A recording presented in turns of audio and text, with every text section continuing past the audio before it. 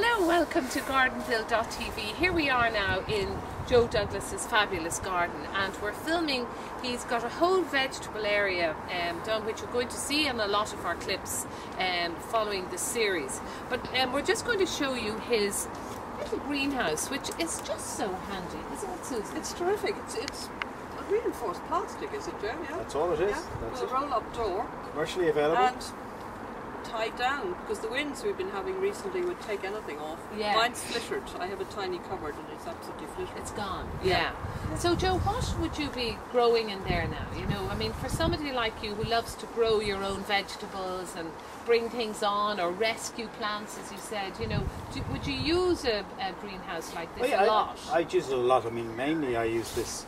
Eventually, through the summer, this will be full of tomatoes and maybe the odd aubergine. Yeah. And it'll definitely have 4 cucumber plants if they last. And Right. that's really what I would grow in there. I often bring plants in here for a little bit of a rest. You know, just a little bit of sort of a period during which they don't have to strain themselves too much if there's something wrong with them. Take them out of the remedial area and bringing them in here. Generally Isn't that extraordinary? Even talking about the remedial area. That's fantastic.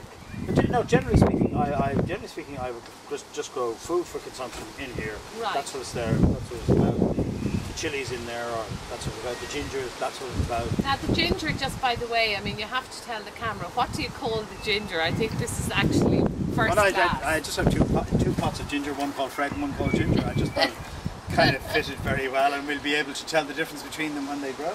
And just talking about ginger, is ginger hard to grow, or? Not particularly, no. It's in the wrong pots at the moment. That's to try and force it on. Right. It needs a wider pot at the bottom than you would normally have. These sort of beautifully channeled pots are not really that good for it because it needs a place for the rhizome to grow other mini rhizomes off it. Okay. And you must get it into a wider pot, but that'll do it fine for the moment. They'll do fine there. And when do you actually get a harvest from that? Yes, ginger? you do. Yeah, absolutely. Very late in the season. As the top is beginning to die back. No. You let the top die off completely.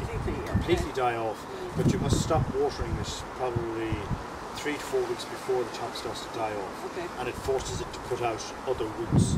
And we'd love to revisit you on that, just to see, you know, at that stage.